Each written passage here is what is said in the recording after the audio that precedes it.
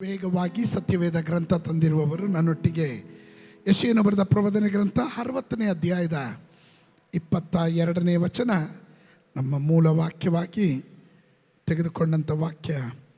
ಈ ತಿಂಗಳು ದೇವರು ನಮಗೆ ಕೊಟ್ಟಿರುವಂಥ ಸಂದೇಶ the month of prophetic fulfilment, ಪ್ರವಾದನೆಗಳು ನೆರವೇರುವ ತಿಂಗಳು ಎಂಬುದಾಗಿ.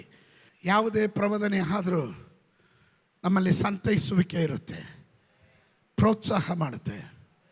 Every prophetical word when you hear from a prophets, ಪ್ರವಾದಿಗಳ ಬಳಿಯಿಂದ ಪ್ರವಾದನೆ ಕೇಳುವಾಗ ಒಂದು ಕಂಫರ್ಟ್, ಎಡಿಫಿಕೇಷನ್ ಆ್ಯಂಡ್ ಎಕ್ಸೋಟೇಷನ್, 3 ಕಾರ್ಯಗಳು ಇರುತ್ತೆ.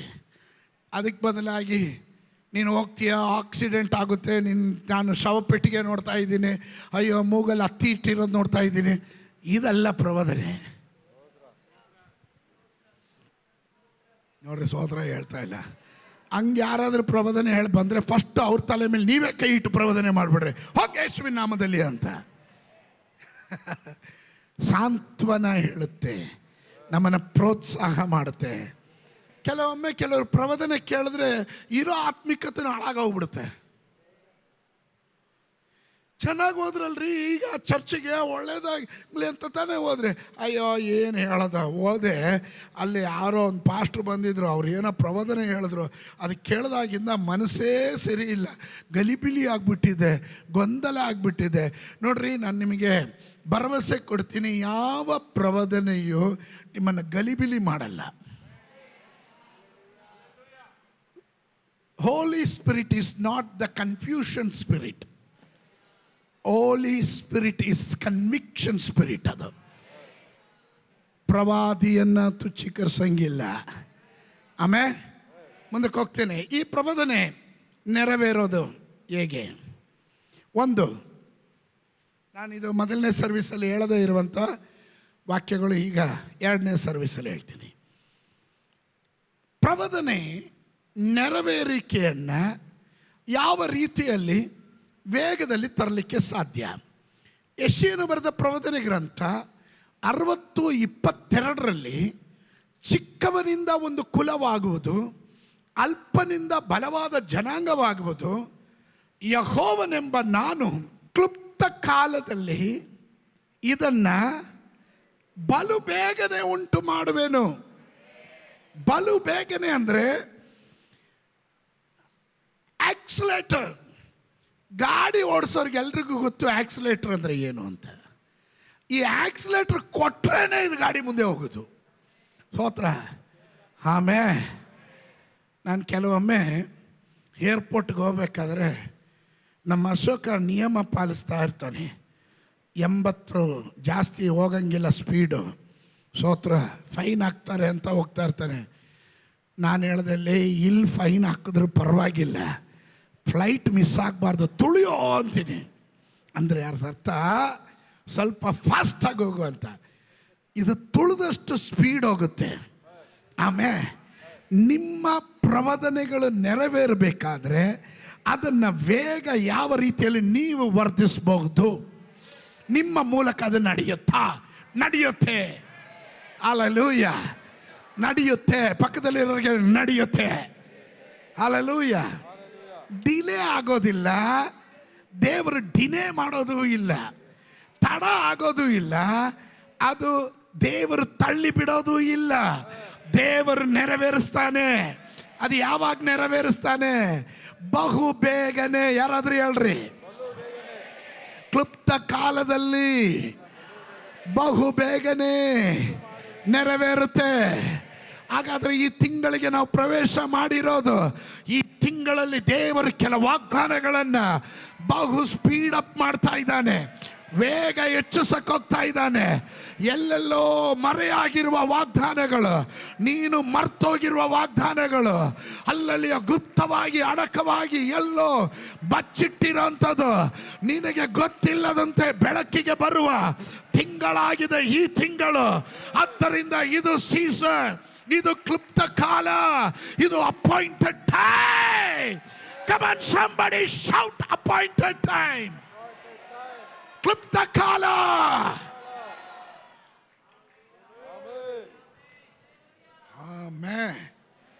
ಆಮೇಲೆ ನಂಬರ್ 1, ಒಂದು ಅದು ವೇಗವಾಗಿ ನೆರವೇರಬೇಕಾದ್ರೆ ವಾಟ್ ಐ ಮಸ್ಟ್ ಡೂ, ನಾನೇನು ಮಾಡಬೇಕು? ಕೇಳ್ರಿ ಪಕ್ಕದಲ್ಲಿ, ನಾನೇನು ಮಾಡಬೇಕು? 2 ಪೂರ್ವಕಾಲ ವೃತ್ತಾಂತ ಪುಸ್ತಕ 20:20. ಅವರು ಮರುದಿನ ಬೆಳಿಗ್ಗೆ ಎದ್ದು ತೆಕೋವ ಅರಣ್ಯಕ್ಕೆ ಹೊರಟರು. ಅವರು ಹೊರಡುವಾಗ ಯೆಹೋಷಾಫಾಟನು ನಿಂತು ಅವರಿಗೆ, ಯೆಹೂದ್ಯರೇ, ಯೆರೂಸಲೇಮಿನವರೇ, ನನ್ನ ಮಾತನ್ನ ಕೇಳಿರಿ. ಯೆಹೋವನಲ್ಲಿ ಭರವಸೆ ಇಡಿರಿ, ಆಗ ಸುರಕ್ಷಿತರಾಗಿರುವಿರಿ. ಆತನ ಪ್ರವಾದಿಗಳನ್ನು ನಂಬಿರಿ, ಆಗ ಸಾರ್ಥಕರಾಗುವಿರಿ. ಆಮೇಲೆ ಹಾಗಾದ್ರೆ ನಮಗ್ ಬರೋ ದೋಷ ಏನ್ ಗೊತ್ತಾ? ಪ್ರವಾದಿಯನ್ನ ನಂಬಲಿಲ್ಲ ಅಂದ್ರೆ ಪ್ರವಾದನೆ ನಂಬೋದು ಹೇಗೆ? ಪ್ರವಾದಿ ಕಣ್ಣಿಗೆ ಕಾಣುವವನು, ಪ್ರವಾದನೆ ಕಣ್ಣಿಗೆ ಕಾಣದೇ ಇರೋದು. ಕಣ್ಣಿಗೆ ಕಾಣದೇ ಇರುವ ದೇವರು ನುಡಿದ ಮಾತನ್ನ ಕಣ್ಣಿಗೆ ಕಾಣುವ ಪ್ರವಾದಿ ನಿನ್ನ ಬಳಿಗೆ ತರ್ತಾ ಇರುವಾಗ ನೀನು ಅವನನ್ನು ನಂಬದೆ ಹೋದ್ರೆ ನೀನು ಕೃತಾರ್ಥನಾಗೋದಿಲ್ಲ.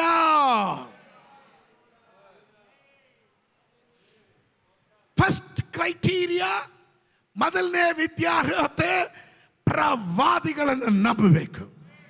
ಆಗ ಕೇಳ್ಬೋದು, ಎಂಥ ಪ್ರವಾದಿಗಳು ನಂಬಬೇಕು? ಸುಳ್ಳು ಪ್ರವಾದಿಗಳನ್ನು, ನಿಜವಾದ ಪ್ರವಾದಿಗಳನ್ನು. ಇದರಲ್ಲಿ ನಿಜವಾದ ಪ್ರವಾದಿಗಳು ಹೆಂಗೆ, ಸುಳ್ಳು ಪ್ರವಾದಿ ಹೆಂಗೆ ಅಂತ ನಮ್ಗೆ ಹೆಂಗೆ ಗೊತ್ತಾಗುತ್ತೆ? ನೀನು ಆತ್ಮಿಕನಾದರೆ ಗೊತ್ತಾಗುತ್ತೆ. ಆತ್ಮಿಕನು ಸಕಲವನ್ನು ವಿವೇಚಿಸುತ್ತಾನೆ. ಅವನು ಯಾರಿಂದಲೂ ವಿವೇಚಿಸಲ್ಪಡೋದಿಲ್ಲ. ಅವನಿಗೆ ಎಲ್ಲ ವಿವೇಚನೆ ಆಗುತ್ತೆ. ನನ್ನ ಹತ್ರ ಬಂದು ದೇವರು ಹಿಂಗೆ ಹೇಳಿದ್ರು ಹಂಗೆ ಹೇಳಿದ್ರು ಅಂತ ನನಗೆ ಹೇಳಿದ್ರೆ ಆವಾಗಲೇ ನನಗೆ ಗೊತ್ತು ಇದು ದೇವರಿಂದ ಬಂದಿದ್ದ, ಮನುಷ್ಯನ ಆತ್ಮನಿಂದ ಬಂದಿದ್ದ, ದುರಾತ್ಮನಿಂದ ಬಂದಿದ್ದ ಅಂತ. ಸ್ತೋತ್ರ.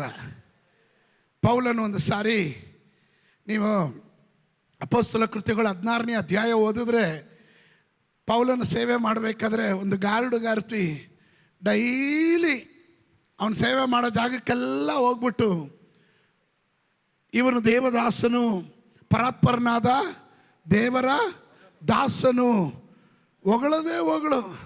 ಸ್ತೋತ್ರ. ಪೌಲನು ಮೊದಲನೇ ದಿನ ನೋಡ್ದ, 2ನೇ ದಿನ ನೋಡ್ದ, 3ನೇ ದಿನ ಬಂದಿದೆ, ಆ ದೆವ್ವ ಬಿಡಿಸ್ದ. ಹಲ್ಲೆಲೂಯಾ. ನಾವಾಗಿದ್ರೆ ಒಂದು ಸ್ಟೆಪ್ ಮೇಲಕ್ಕೆ ಹೋಗ್ಬಿಡ್ತಿದ್ವಿ. ತುಂಬ ಹೊಗಳ್ತಾ ಇದ್ದಾರೆ, thank you sister, thank you ಹೇಳ್ತಿದ್ವಿ. ಯಾಕೆ? Spirit is different. ಕೆಲವೊಮ್ಮೆ ನಿಮ್ಮನ್ನು ಹೊಗಳೋದು, ಉಪ್ಸೋದು, ನಿಮ್ಮನ್ನು ಪ್ರಶಂಸೆ ಮಾಡುವಾಗ ಹುಷಾರಾಗಿರ್ರಿ. ಬೆಲೂನ್ಗೆ ಗಾಳಿ ಊದ್ದಂಗೆ ಊದ್ಬಿಟ್ಟು ಪಿನ್ ತಗೊಂಡು ಚುಚ್ಚಿಬಿಡ್ತಾರೆ.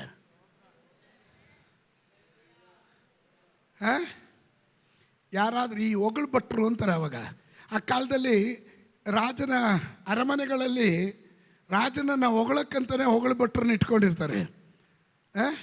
ಅವ್ರ ಕೆಲಸ ಇವ್ರನ್ನ ಹೊಗಳೋದೆ. ಸ್ತೋತ್ರ. ಈ ಕಾಲದಲ್ಲಿ ಕೆಲವು ಹೊಗಳು ಭಟ್ರು ಇರ್ತಾರೆ, ಸುಮ್ಗೆ ಹೊಗಳೋದು. ನಮ್ಗೆ ಆವಾಗಲೇ ಗೊತ್ತು ಜಾಕ್ ಆಗ್ತಾ ಇದ್ದಾರೆ, ಹುಷಾರಾಗಿರಬೇಕು ಅಂತ. ದೇವರ ವಾಕ್ಯ ನಮಗೇನು ಎಚ್ಚರಿಸ್ತೆ? ನಿಂತಿರುವವನು ಬೀಳದಂತೆ ಎಚ್ಚರವಾಗಿರ್ರಿ. ಯಾಕೆ ಅದು ಹೇಳಿದ್ದು? ನಾವು ನಿಂತಿರೋದು ನಮ್ಮ ಬಲದಿಂದ ಅಲ್ಲ, ದೇವರ ಕೃಪೆಯಿಂದ. ಅರ್ಥ ಆಗ್ತಾ ಇದೆಯಾ? ನಾನು ನಿಮ್ಮನ್ನು ಯಾರು ಮೋಸ ಮಾಡೋಕ್ಕಾಗಲ್ಲ. ವಾಕ್ಯ ಗೊತ್ತಿರಬೇಕು, ವಾಕ್ಯ ಚೆನ್ನಾಗಿ ಉರುಡ್ದಿರ್ಬೇಕು. ಆಮೇಲೆ ವಾಕ್ಯ ಗೊತ್ತಾ? ನಿಮ್ಮನ್ನು ಮೋಸ ಮಾಡೋಕ್ಕೆ ಯಾರಿಂದಲೂ ಆಗಲ್ಲ. ಮೋಸ ಮಾಡೋಕ್ಕೆ ಬಂದವನು ಮೋಸಕ್ಕೆ ಒಳಗಾಗ್ತಾನೆ. ಆಮೇಲೆ ನೀವು ನಿಮ್ಮ ದೇವರಾದ ಯೆಹೋವನಲ್ಲಿ ಭರವಸೆ ಇಡಬೇಕು. 2, ಆತನ ಪ್ರವಾದಿಗಳನ್ನು ನಂಬಬೇಕು. ನಂಬಿದ್ರೆ ನೀವೇನಾಗ್ತೀರಾ? ಕೃತಾರ್ಥರಾಗ್ತೀರಾ. ಆಮೇಲೆ the power of prophetic word, ಪ್ರವಾದನೆಯ ಶಬ್ದ. ನಿಮಗೆ Jehoshaphat, the king of Judah, ಯಹೂದರ ಅರಸನಾದಂಥ ಯೆಹೋಷಾಫಾಟನು ಇವಾಗ ಭಾಳ ಸಂದಿಗ್ಧ ಪರಿಸ್ಥಿತಿಯಲ್ಲಿ ಬಂದಿದ್ದಾನೆ. 3 ಅರಸರುಗಳು ಅವನಿಗೆ ವಿರುದ್ಧವಾಗಿ ಯುದ್ಧಕ್ಕೆ ಬಂದಿದ್ದಾರೆ. ಅಮ್ಮೋನ್ಯರು, ಯೆಬೂಸ್ಯರು ಮತ್ತು ಮೋವಾಬ್ಯರು, 3 ಅರಸರುಗಳು ಯುದ್ಧಕ್ಕೆ ಬಂದಿದ್ದಾರೆ.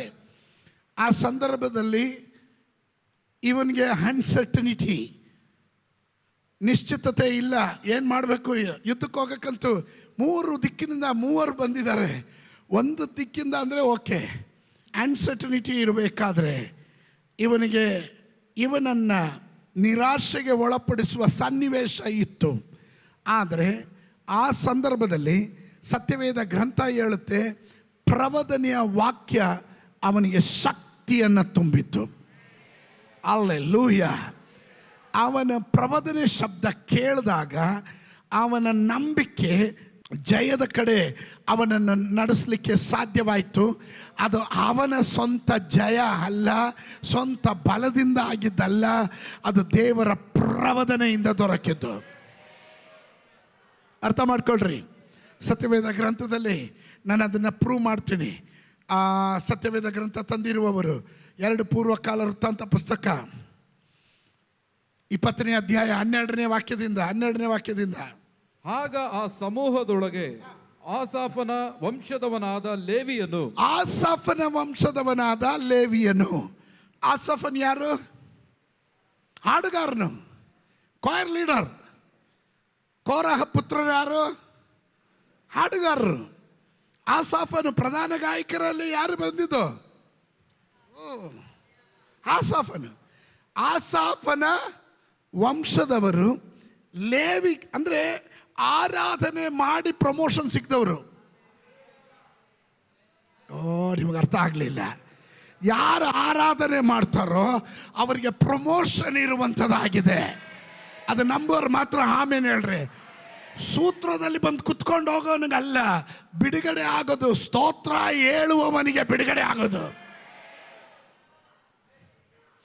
ಓಕೆ, ನಾನು ಆ ಭಾಗ ಜಂಪ್ ಮಾಡ್ತೀನಿ. 14ನೇ ವಾಕ್ಯ.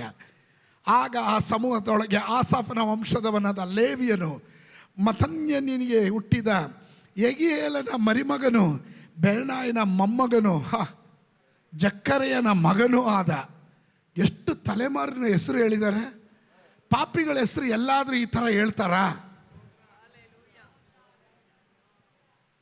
ಪಾಪಿಗಳ ಹೆಸರು ಎಲ್ಲಾದರೂ ಈ ತಲೆಮಾರದು ಹೇಳ್ತಾರಾ? ತಲೆಮಾರುಗಳಿಗೂ ನಾನು ಯೆಹೋವನು. Hallelujah, hallelujah. ನೋಡ್ರಿ ಇಲ್ಲಿ ಎಂಥ ಕನೆಕ್ಷನ್ ನೋಡ್ರಿ.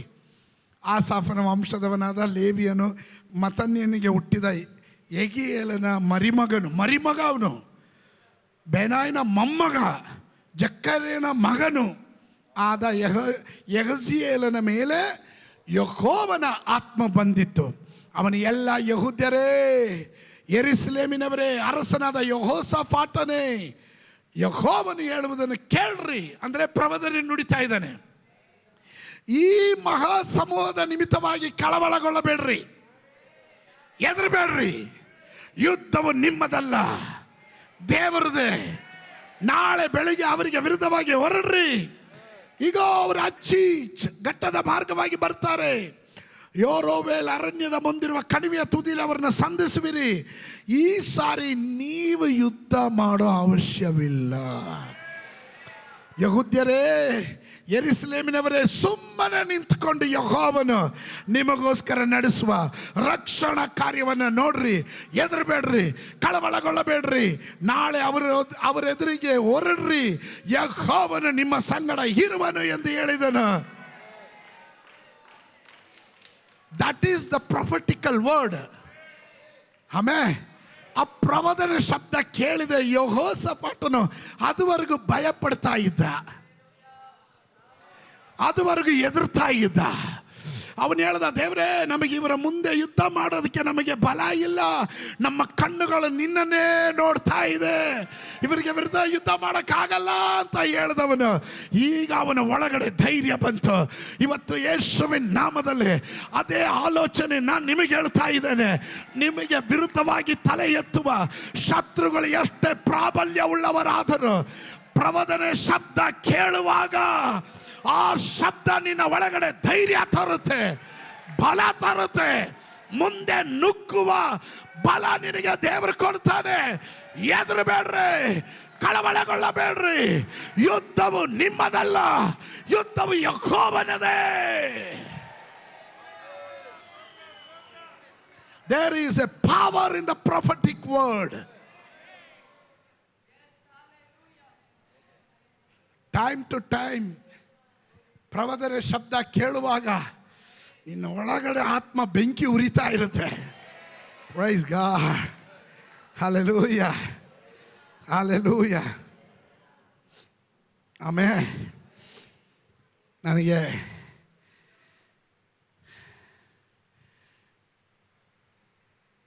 Let me go. There is a power. 18ನೇ ವಾಕ್ಯ ಹೇಳುತ್ತೆ, ಆಗ ಯೆಹೋಷಾಫಾಟನು ನೆಲದ ಮಟ್ಟಿಗೆ ತಲೆ ಬಾಗಿಸಿದನು. ಎಲ್ಲ ಯಹೂದ್ಯರು, ಯೆರೂಸಲೇಮರು ಯೆಹೋವನ ಮುಂದೆ ಅಡ್ಡ ಬಿದ್ದು ನಮಸ್ಕರಿಸಿದರು. ಆಮೇಲೆ ಲೇವ್ಯರಲ್ಲಿ ಕೆಹಾತ್ಯರು, ಕೋರಹಿಯರು ಎದ್ದು ಇಸ್ರಾಯೇಲ್ ದೇವರಾದ ಯೆಹೋವನನ್ನು ಮಹಾಸ್ವರದಿಂದ ಅವ್ರೇನು ಮಾಡಿದ್ರು? Amen, amen. ಒಂದು, ನಿನ್ನ ಪ್ರವಾದನೆ ನೆರವೇರಬೇಕಾದ್ರೆ, ಅದರ ವೇಗ ಹೆಚ್ಚಬೇಕಾದ್ರೆ, ಒಂದನೇದಾಗಿ ನಿನ್ನ ದೇವರು ನೇಮಿಸಿದ ಪ್ರವಾದಿಗಳ ಬಾಯಿಂದ ಬಂದ ಪ್ರವಾದನೆಗಳನ್ನು ನೀನು ಪ್ರವಾದಿಯನ್ನು ನಂಬಬೇಕು. ಆಮೇಲೆ ಎರಡು ನಿನಗೆ ಬಿಡುಗಡೆ ಸಿಕ್ಕಿದ ಮೇಲೆ ಅಲ್ಲ ಸ್ತೋತ್ರ, ಆಲೋಚನೆ ಸಿಕ್ಕದಾಗಲೇ ಅದನ್ನು ರಿಸೀವ್ ಮಾಡಿಬಿಡ್ಬೇಕು. ಈಗ ಪ್ರವಾದನೆ ಬಂತು ಅಷ್ಟೇ. ಯೆಹೋಷಾಫಾಟನಿಗೆ ಏನು ಬಂತು? ಪ್ರವಾದನೆ ಬಂತು. ಪ್ರವಾದನೆ ಶಬ್ದ ಕೇಳಿದ ಅಷ್ಟೇ. ಅದು ಕೇಳಿದೆ ತಡ, ಅವನ ಅಡ್ವಾನ್ಸ್ ಆಗಿ ಸೆಲೆಬ್ರೇಟ್ ಮಾಡ್ದ. Number two celebrate and praise God in advance for the prophecy fulfillment. ಪ್ರವಾದನೆಯ ನೆರವೇರಿಕೆಯ ಅಡ್ವಾನ್ಸ್ ಆಗಿ ನೀನು ಆರಾಧನೆ ಮತ್ತು ಸ್ತುತಿ ಮಾಡಬೇಕು, ಸೆಲೆಬ್ರೇಟ್ ಮಾಡಬೇಕು. ಪಕ್ಕದಲ್ಲಿ ಇರೋರು ಕೈ ಕೊಟ್ಟು ಹೇಳ್ರಿ, ಬಿಡುಗಡೆ ಸಿಕ್ಕಿದಾಗ ಸಂತೋಷ ಪಡೋದಲ್ಲ, ಸಿಗಕ್ಕೆ ಮುಂಚೆನೇ ಸಂತೋಷ ಪಡಬೇಕು. ಬಿಡುಗಡೆ ಸಿಗಕ್ಕೆ ಮುಂಚೆನೇ ಸಂತೋಷ ಪಡಬೇಕು. ಇಲ್ಲ, ಕೆಲವ್ರಿಗೆ ಇನ್ನೂ ಅರ್ಥ ಆಗಿಲ್ಲ. ಅಯ್ಯೋ ಅದು ಯಾವಾಗ ನೆರವೇರುತ್ತೋ ನೆರವೇರಲಿ, ಆಮೇಲೆ ನಾವು ಸ್ತೋತ್ರ ಹೇಳ್ತೀವಿ ಅಂತ. ಅದಕ್ಕೆ ಡಿಲೇ ಆಗ್ತಾ ಇರೋದು. ಯೆಹೋಷಾಫಾಟನಿಗೆ ಬಿಡುಗಡೆ ಆಯ್ತಾ? ಪ್ರವಾದನೆ ಕೇಳಿದ ತಕ್ಷಣ ಕರೆಕ್ಟಾಗಿ ಹೇಳ್ರಿ, ಬಿಡುಗಡೆ ಆಯ್ತಾ? ಆಲೋಚನೆ ಕೇಳಿದ ಅಷ್ಟೇ. ಆಲೋಚನೆ ಕೇಳಿದ ತಕ್ಷಣ ಜವಾಬ್ದಾರಿ ನಿಂದಲ್ಲ, ನೆರವೇರಿಸೋ ಕರ್ತವ್ಯ ದೇವ್ರದು. ನೀನೇನು ಮಾಡ್ಬೇಕತ್ತಾ? ಹಲ್ಲೆಲೂಯಾ ಸ್ತುತಿ ಮಾಡಿರಿ, ನನ್ನ ಯೇಸುವಿಗೆ ಸ್ತೋತ್ರ ಮಾಡಿರಿ, ಹಲ್ಲೆಲೂಯಾ ಹಲ್ಲೆಲೂಯಾ ಹಲ್ಲೆಲೂಯಾ. ಇದನ್ನು ನೀನು ಯಾವಾಗ ಆಡ್ತೀಯೋ ದೇವ್ರು ಹೇಳ್ತಾನೆ, ಅಯ್ಯೋ ನಾಳೆ ಮಾಡೋಣ ಅಂದ್ಕೊಂಡೆ, ಅವ್ರ ವೇಗ ನೋಡಿದ್ರೆ ಇವತ್ತೇ ಮಾಡಿಬಿಡೋಣ ಅಂತ.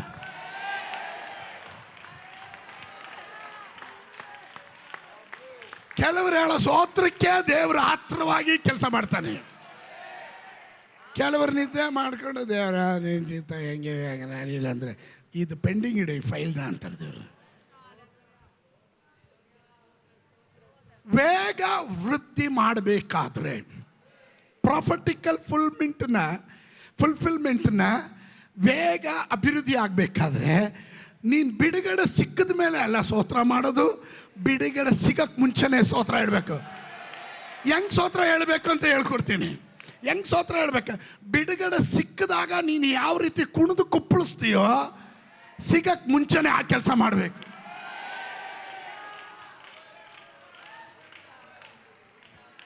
ದೇವ್ರ ವಾಕ್ಯ ಹೇಳುತ್ತೆ, ಬಡವನಿಗೆ ದಾನ ಕೊಡುವವನು ದೇವರಿಗೆ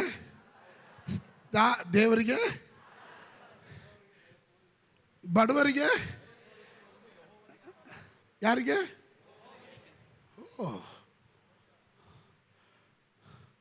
ಬಡವರಿಗೆ ದಯೆ ತೋರಿಸುವವನು ಯೆಹೋವನಿಗೆ ಸಾಲ ಕೊಟ್ಟಂಗೆ. ಸ್ತೋತ್ರ. ಅದರ ಅರ್ಥ ಏನು ಗೊತ್ತಾ? ಇವನು ದಯೆ ತೋರಿಸಿದಾಗ ದೇವರಿಗೆ ಒಂಥರ, ಯಪ್ಪ ಇವನು ಇಷ್ಟು ತೋರಿಸ್ಮೇಲೆ ನಾನು ಇವನ ಮೇಲೆ ಅಪಾರ ದಯೆ ತೋರಿಸ್ಲೇಬೇಕು ಅಲ್ವಾ? ನೀನು ಆರಾಧಿಸೋದು ನೋಡಿದಾಗ, ನೀನು ಸ್ತೋತ್ರ ಹೇಳೋದು ನೋಡಿದಾಗ, ನೋಡಿ ಅಲ್ಲಿ ಸಿಸ್ಟರ್ ಸ್ತೋತ್ರನೇ ಹೇಳ್ತಾ ಇಲ್ಲ. ಇದು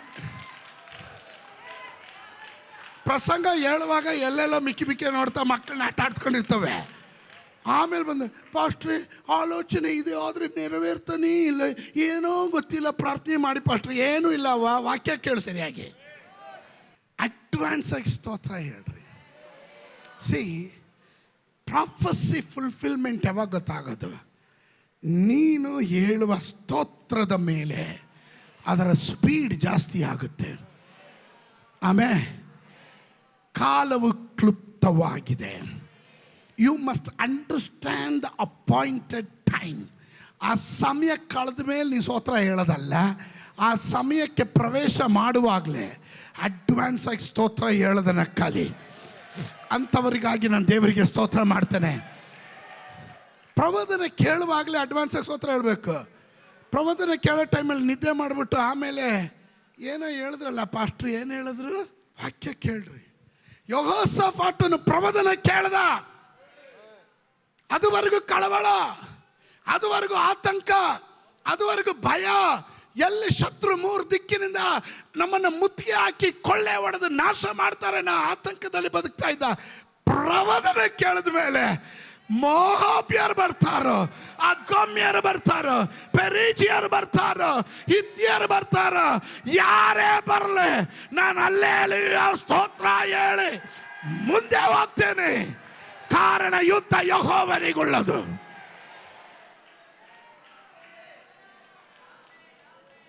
ನಿನ್ ಪ್ರಾಬ್ಲಮ್ ದೇವ್ರ ಕೈ ಕೊಟ್ರೆ ಆ ಪ್ರಾಬ್ಲಮ್ ದೇವ್ರ ಪ್ರಾಬ್ಲಮ್. ನಿನ್ ಪ್ರಾಬ್ಲಮ್ ನೀನೇ ನಿಭಾಯಿಸಕ್ ನೋಡಬೇಡ. ನಿನ್ ಪ್ರಾಬ್ಲಮ್ ದೇವ್ರ ಕೈಯಲ್ಲಿ ಒಪ್ಪಿಸು. ಅವನು ಹೇಳ್ತಾನೆ, ನಿನ್ನ ಚಿಂತಾ ಭಾರಗಳನ್ನು ನನ್ನ ಮೇಲೆ ಹಾಕಿ ನೀನ್ ನಿಶ್ಚಿಂತೆಯಿಂದ ಇರು. ಕೇಳಲ್ವೇ? ನಾವೇನಾದರೂ ಹೇಳಿದ್ರೆ ನಮಗೆ ಉಪದೇಶ ಮಾಡ್ತವೆ. ನಿಮಗೇನು ಗೊತ್ತು ಬಿಡಿ ಪಾಸ್ಟ್ರೆ, ನಮ್ಮ ಕಷ್ಟ ನಮಗೆ ಗೊತ್ತು. ಅದರಿಂದ ಹೊರಗಡೆ ಬರೋ ಉಪಾಯ ಹೇಳ್ತಾ ಇದ್ದೀನಿ. ಆಮೇಲೆ ನಮಗೆ ಡೈಲಾಗು, ನಿಮಗೇನು ಗೊತ್ತು ಪಾಸ್ಟ್ರೆ, ನಮ್ಮ ಕಷ್ಟ ನಮಗೆ ಗೊತ್ತು. ಸರಿ ಅವ್ವ, ನಿನ್ನ ಕಷ್ಟ ನೀನೇ ಅನುಭವಿಸು. ಒಂದು ಅಜ್ಜಿ ಪಾಪ ಸೌದೆ ಎಲ್ಲ ಕಟ್ಕೊಂಡು ತಲೆ ಮೇಲೆ ಹೊರೆ ಹೊತ್ಕೊಂಡು ಹೋಗ್ತಾ ಇದ್ಲು. ದಾರಿಯಲ್ಲಿ ಹೋಗೋನು ಆಟೋ ರಿಕ್ಷಾ ಡ್ರೈವರು, ಗೂಡ್ಸ್ ಗಾಡಿಯವನು, ಅವ್ನು ನೋಡ್ದ ಪಾಪ ಈ ಅಮ್ಮ ಹೊತ್ಕೊಂಡು ನಡೀತಾ ಇದ್ದಾಳಲ್ಲ. ಅಜ್ಜಿಗೆ ಹೇಳ್ದ, ಅಜ್ಜಿ ಬಾ, ನಾನು ಎಲ್ಲಿಗೋಗ್ಬೇಕಾ? ಬಾ, ಇಂಥ ಊರಿಗೆ ಹೋಗ್ಬೇಕು, ನಾನು ಅಲ್ಲೇ ಬಿಡ್ತೀನಿ ಬಾ. ಇಲ್ಲಪ್ಪ ನನ್ನ ಹತ್ರ ದುಡ್ಡಿಲ್ಲ. ದುಡ್ಡೇನು ಕೊಡಬೇಡ, ಫ್ರೀಯಾಗಿ ಕರ್ಕೊಂಡು ಹೋಗ್ತೀನಿ ಬಾ. ಆಟೋ ಹಚ್ಚಿ ಒಳಗಡೆ ಕುಣಿಸಿ ಸ್ವಲ್ಪ ಹೊತ್ತು ಗಾಡಿ ಮುಂದೆ ಹೋದ್ಮೇಲೆ ನೋಡಿದ್ರೆ ಈ ಅಜ್ಜಿ ತಲೆ ಮೇಲೆ ಈಗಲೂ ಭಾರ ಇದೆ. ಎಲ್ಲ ಇವನ ಅವನ ಕನ್ನಡಿಯಲ್ಲಿ ನೋಡ್ದ, ಭಾರ ಹೊತ್ಕೊಂಡಿರೋದು ಇಳಿಸೋಕೆ ತಾನೇ ನಾನು ಗಾಡಿ ಕೊಟ್ಟೆ, ಈಗಲೂ ತಲೆಯಲ್ಲೇ ಇಟ್ಕೊಂಡಿದ್ದಾರಂತೆ. ವಿಶ್ವಾಸಿಗಳು ಕೆಲವರು ಸ್ತೋತ್ರ ಹೇಳ್ದೆ ಇದ್ದಾಗ ನನಗೆ ಅದೇ ಸಂಶಯ. ಭಾರ ಇಳಿಸೋದಕ್ಕೆ ಸಭೆಗೆ ಬರೋದು, ಬಂದಾಗೆಲ್ಲ ಹೊತ್ಕೊಂಡೇ ಬರ್ತಾರೆ, ಹೋಗೋ ಟೈಮಲ್ಲಿ ಬಿಟ್ಟೋಗೋದು ಇಲ್ಲ. ತಿರ್ಗಾ ನಮಗೆ ಬೇಕಪ್ಪ ಅಂತ ತಿರ್ಗಾ ತೊಗೊಂಡೋಗೋದು. ಬರೋ ವಾರ ಯಾವಾಗ ಬರುತ್ತೋ, ಆ ಪ್ರವಾದಿ ಯಾವಾಗ ಬರ್ತಾನೋ ಅದುವರೆಗೆ ಇದು ಇಳಿಸೋದೇ ಇಲ್ಲ. ಪಾಸ್ಟ್ರು ಹೇಳ್ತಾನೆ ಇರ್ತಾರೆ, ನಿಮ್ಮ ಭಾರಗಳನ್ನು, ಚಿಂತಾ ಭಾರಗಳನ್ನು ಯೆಹೋವನಲ್ಲಿ ಹಾಕಿ ನಿಶ್ಚಿಂತೆ ಇರಿಂದ. ಹೌದು, ಅವ್ರಂಗೆ ಅಂತಾರೆ. ನಮ್ಮ ಭಾರ ನಾವೇ ತಾನೇ ಹೊರಬೇಕು. ನಮ್ಮ ಅವಸ್ಥೆ ನಮಗೆ ಗೊತ್ತು, ನಮ್ಮ ಪರಿಸ್ಥಿತಿ ನಮಗೆ ಗೊತ್ತು. ನೋಡ್ರಿ, ಇವಾಗ ಯಾರೂ ಸ್ತೋತ್ರ ಹೇಳ್ತಾ ಇಲ್ಲ. ನನಗೆ ಯಾಕೋ ನಿಮ್ಮ ಮೇಲೆ ಸಂಶಯ ಇದೆ. ದೇವ್ರು ಏನು ಹೇಳಿದ್ರು? ನಿಶ್ಚಿಂತೆಯಿಂದ ಇರು ಅಂತ. ಹೆಂಗೆ? ಪಕ್ಕದಲ್ಲಿರೋರ್ಗೆ ಹೇಳ್ರಿ, ಚಿಂತೆ ಇದೆಯಾ ನಿಶ್ಚಿಂತೆ ಇದೆಯಾ ಅಂತ ಕೇಳ್ರಿ. ಸ್ತೋತ್ರ. ಸರಣ ಬ್ರದರ್ ಕೇಳೋರು ಯಾರು ಇಲ್ವಾ? ನಾನೇ ಇದ್ದೀನಿ, ಬಾ ಇಲ್ಲಿ ಬನ್ನಿ, ಬೋರ್ಡ್ ಬನ್ನಿರಿ, ನನ್ನ ಹತ್ರನೇ ಕೇಳ್ರಿ. ಚಿಂತೆನಾ ನಿಶ್ಚಿಂತೆನಾ? ಅದನ್ನೇ ನಾನು ಕೇಳ್ತಾ ಇರೋದು. ನೋಡ್ರಿ, ಈಗಲೂ ಅವ್ರಿಗೆ ಅರ್ಥ ಆಗಿಲ್ಲ. ಸ್ತೋತ್ರ. ಚಿಂತೆನ ನಿಶ್ಚಿಂತೆನ ಎರಡರಲ್ಲಿ ಒಂದು ಯಾವುದೋ ನೀವೇ ಹೇಳ್ಕೊಳ್ರಿ ಅಂತ ಅದೇ ಸ್ಪೀಡ್ಗೆ ಹೋಗ್ಬಿಟ್ರು ನೋಡ್ರಿ ಅವರು. ಬಿಟ್ಟು ಬಿಡ್ರಿ. ಈಗ ನೀವು ಹೊರಟು ಅರ್ನೋನ್ ಹಳ್ಳವನ್ನ ದಾಟಿರಿ. ಅಮೋರಿಯನಾಗಿರುವ ಎಷ್ಟೋನಿನ ಅರಸನಾದ ಸೀಹೋನನು ನಿಮ್ಮಿಂದ ಸೋತು ಹೋಗಿ ಅವನ ರಾಜ್ಯವು ನಿಮಗೆ ವಶವಾಗಬೇಕೆಂದು ನಿಮಗೆ ಅನುಗ್ರಹಿಸಿದ್ದೇನೆ. ಆಮೇಲೆ ನಿಮಗೆ ವಶವಾಗಬೇಕೆಂದು ಅದಕ್ಕೆ ಕೇಳಿದ್ರಲ್ಲ ಪ್ರಬೋಧನೆ, ಕೇಳಿದ್ರ ಮನೆಗೆ ಹೋಗಿ ಊಟ ಮಾಡಿ ಮಲ್ಕೊಳ್ರಿ ಅಂತಾನೆ ಹೇಳಿದ್ರು. ಏನು ಹೇಳಿದ್ರು? ಅವನೊಡನೆ ಸಂಧಿ ಮಾಡಿ ಅಡ್ಜಸ್ಟ್ ಮಾಡಿ, ನೀನು ನನ್ನ ತಂಟೆಗೆ ಬರಬೇಡ, ನಾನು ನಿನ್ನ ತಂಟೆಗೆ ಬರಲ್ಲ. Already promise is there. ವಾಗ್ದಾನ ದೇವ್ರು ಕೊಟ್ಟಿದ್ದಾನೆ. ನೀನೇನು ಮಾಡಬೇಕು? ಅದಕ್ಕೆ ಯುದ್ಧ ಮಾಡಿ ಅದನ್ನು ಕೈವಶ ಮಾಡ್ಕೊಳ್ಬೇಕು. Hallelujah, hallelujah. ಅದು ಹೆಂಗೆ ಪಾಸ್ಟ್ರೇ ಮಾಡೋದು ಅಂತ ಕೇಳ್ತೀರಾ? ಗೋಲಿಯಾತನನ್ನು ಕಂಡಾಗ ಎದುರು ಓಡಿ ಹೋಗುವಂಥ ಅಭಿಷೇಕ ನಷ್ಟವಾದವನು. ಗೋಲಿಯಾತನನ್ನು ಕಂಡಾಗ ಅವನ ಮುಖ ನೋಡಿ ಪ್ರವದಿಸುವವನು ದಾವೀದನು. 1 ಸಮುವೇಲ್ 17:45-46. ಆಗ ದಾವೀದನು ಅವನಿಗೆ, ನೀನು ಈಟಿ ಕತ್ತಿ ಬರ್ಜಿಗಳೊಡನೆ ನನ್ನ ಬಳಿಗೆ ನೀನು ಈಟಿ ಕತ್ತಿ ಬರ್ಜಿಗಳೊಂದಿಗೆ ನೀನು ನನ್ನೊಳಗೆ ಬರ್ತಿ, ನಾನಾದರೂ ನೀನು ಹೀಯಾಳಿಸಿದಂತ ಸೇನಾಧೀಶ್ವರನು ಇಸ್ರಾಯೇಲರ ಯುದ್ಧ ಭಟರ ದೇವರು ಆಗಿರುವ ಯೆಹೋವನ ನಾಮದೊಡನೆ ನಿನ್ನ ಬಳಿಗೆ ಬರುತ್ತೇನೆ. Declare the prophecy in the face of the opposition.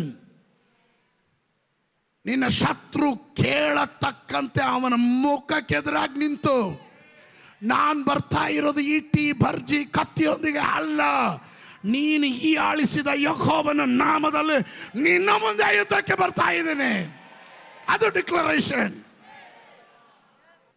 God is A good god. ಅವನ ವಾಗ್ದಾನಗಳು ನೆರವೇರುತ್ತೆ, ಒಂದು ತಪ್ಪಿ ಹೋಗೋದಿಲ್ಲ.